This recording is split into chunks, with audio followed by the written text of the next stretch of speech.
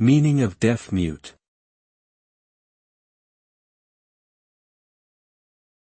Deaf-mute.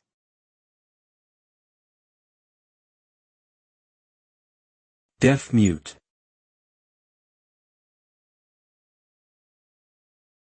Deaf-mute.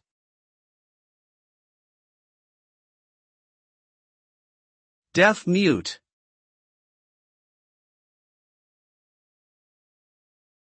Deaf-mute is an outdated term used to describe individuals who were deaf and could not speak verbally.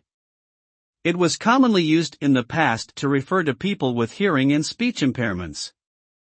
However, it is now considered offensive and stigmatizing and should be avoided. Instead, it is recommended to use person-first language, such as person who is deaf or person with a hearing impairment. Overall, it is important to treat all individuals with respect and dignity, regardless of their abilities or disabilities.